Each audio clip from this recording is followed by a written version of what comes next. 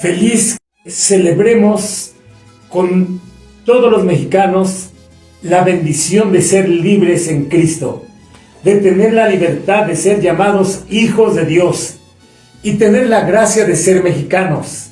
Esto con una consecuencia maravillosa, como les decía la otra ocasión, el propósito de por qué ser hijo de Dios, revelando el misterio que estaba oculto. No basta tener el mapa del tesoro.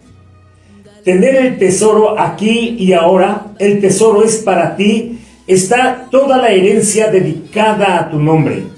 Decíamos, más allá que ser miembro de una religión, de una organización, de una congregación, es trascendental que el reino de los cielos se haya acercado a nosotros, que el reino de los cielos haya venido a nuestra vida y que el Señor nos haya preparado con un propósito maravilloso.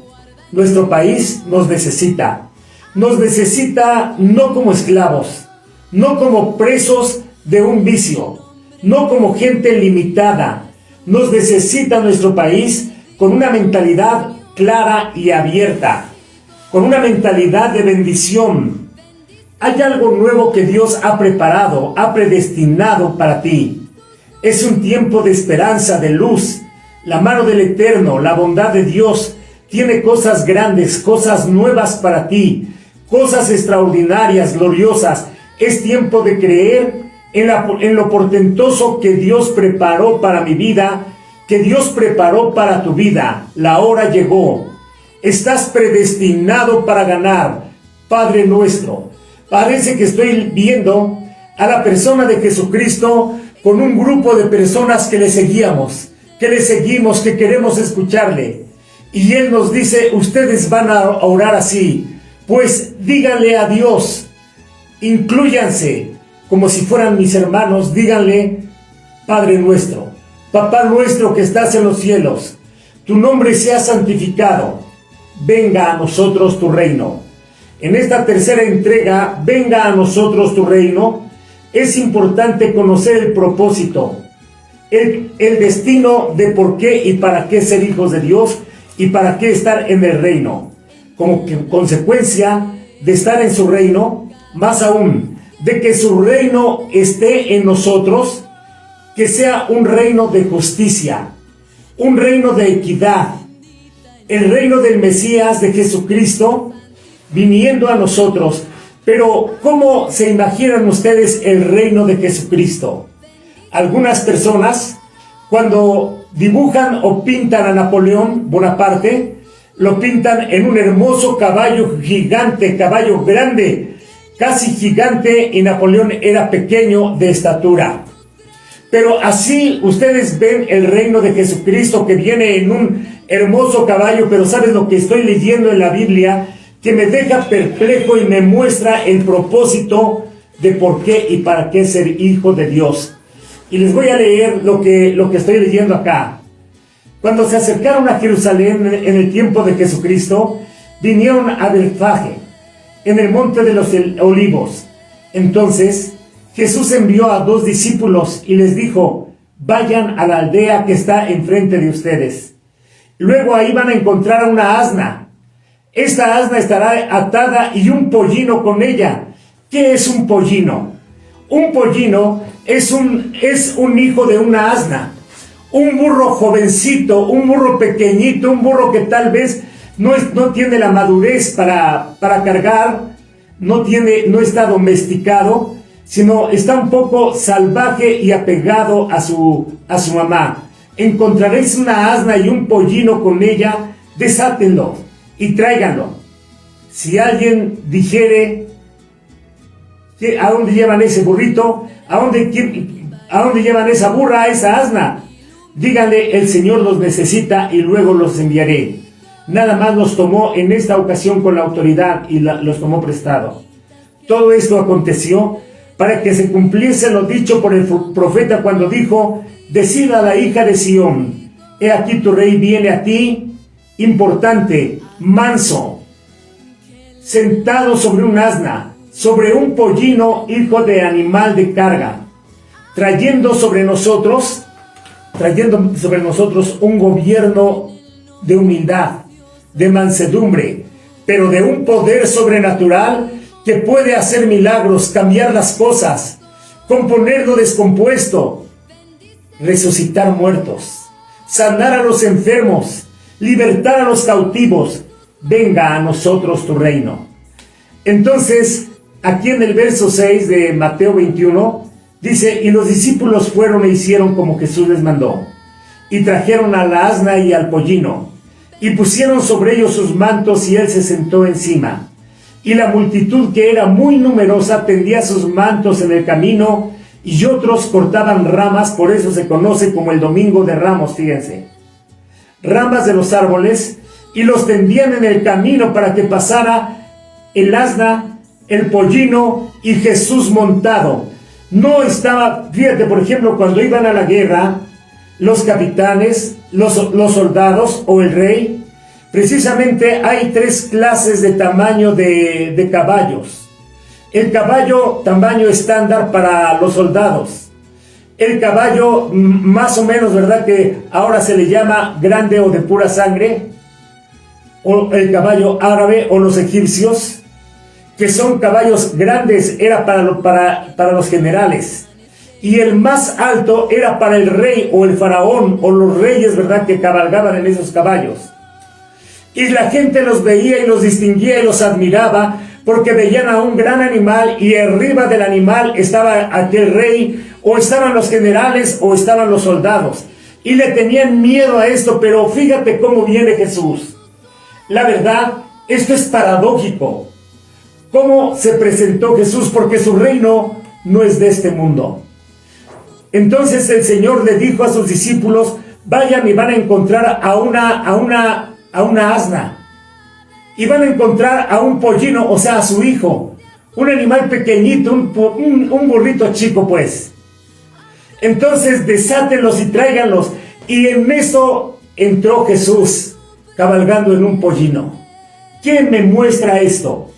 Mi vida para servir, mi vida para ayudar. Sobre mi vida, como si fuera yo un pollino, la vida de Jesucristo. Encima de mí la vida del Señor. Y yo les digo, no veas al pollino, no veas al burro, ve a Jesucristo que está en mí, que está en ti. Que no vean otra autoridad, sino el Señor que está en nosotros. Puedo ver lo que dice el apóstol Pablo, el mismo Pedro, que declaró, tú eres el Cristo, el Hijo del Dios viviente. Este mismo Pedro dice, ¿verdad?, en una de sus cartas, nosotros, ¿quiénes somos nosotros? Hablando de nuestra identidad, reactivando nuestra correcta identidad y nuestro linaje. Dice el apóstol Pedro, mas vosotros sois real sacerdocio, nación santa, una nación santa adquirida por Dios, linaje escogido para que anuncien las virtudes de aquel que nos llamó de las tinieblas a su luz admirable. El propósito de ser hijos de Dios, el propósito de ser reyes y sacerdotes, no es que yo ande con una M2, una M3 y ande yo con guaruras. Los ángeles están alrededor de mí. Mi vida para perdonar, mi vida para sanar, mi vida para deshacer las obras del diablo, la maldad. Cuando tú entiendes esto, es el Señor el que está en nosotros.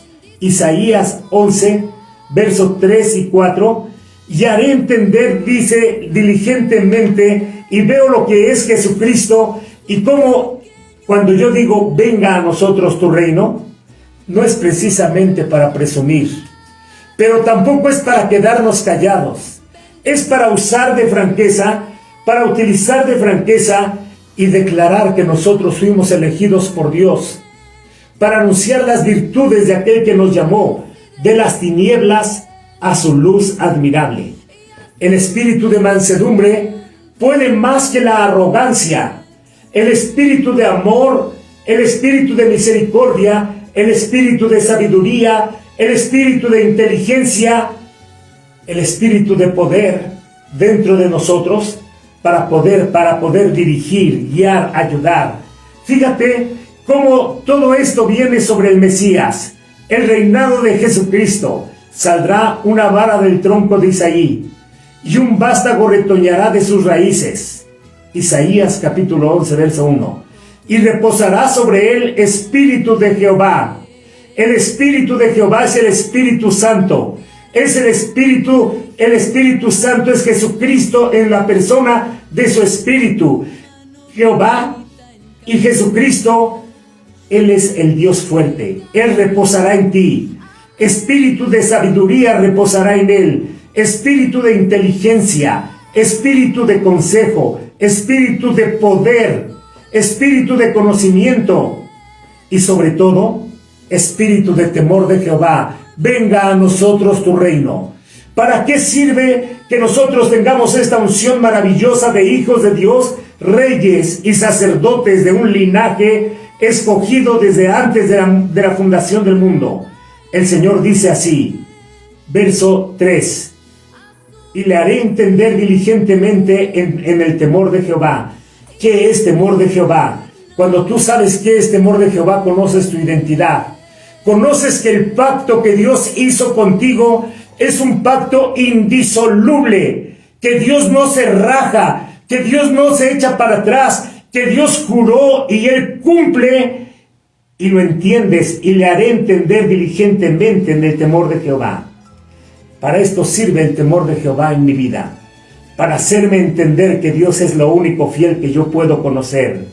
Puedo conocer a mucha gente, puedo amar a mis hijos, puedo entender que mis vecinos me necesitan, aunque México me necesita y que necesito orar a México por México, pero necesito entender que lo único fiel que conozco, y no hay nada más, no es ningún hombre, no es ninguna mujer, no es el dinero, no es la salud, no es mi vecino, no son mis hijos o mis hijas. Lo único fiel que yo entiendo y yo conozco, venga a nosotros tu reino, el reino del fiel, del verdadero, del eterno, de Dios en mi vida. Dios es el único fiel. Dice aquí en el verso 3, le haré entender diligentemente en el temor de Jehová. No juzgará según la vista de sus ojos. Qué bueno que ahora el Señor pone diligentemente, esto es comprometidamente, con amor y rápido. Cuando el Señor unge a alguien como rey, al que llama, a ese también capacita. Prepárate, ustedes pues orarán así, venga a nosotros tu reino. Hágase, Señor, tu voluntad, aquí en la tierra como se hace en el cielo. Dice en el verso 3, no juzgará según la vista de sus ojos, ni arguirá por lo que oigan sus oídos. Normalmente, oímos múltiples de opiniones. Estábamos viendo que las opiniones es una de las cosas más baratas que existen aquí en el mundo.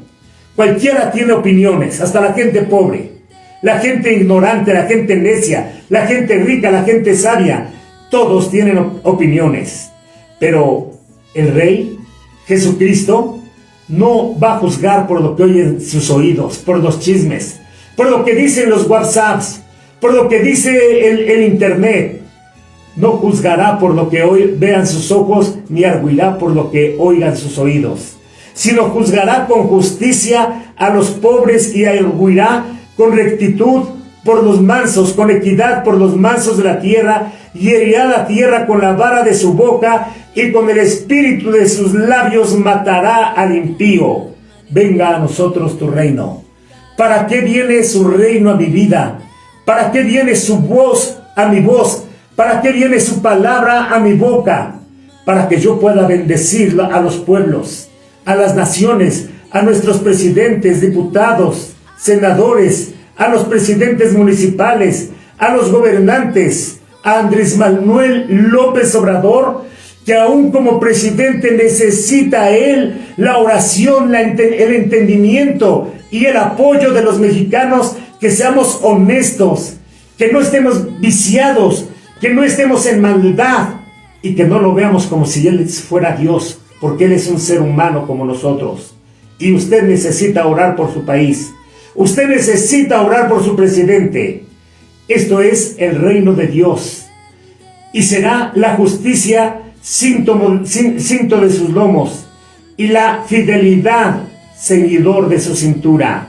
Aquí tienes, el Señor se ciñe de fidelidad, Él cumple, Él es fiel, Él es maravillosamente grande y maravillosamente fiel. Ustedes pues orarán así: Padre nuestro, Papá nuestro, somos tus hijos, que estás en los cielos, en todo lugar, quiere decir, santificamos tu nombre. Venga a nosotros tu reino. Hágase, Señor, tu voluntad aquí en la tierra, como se hace en el cielo. Mi vida para servir.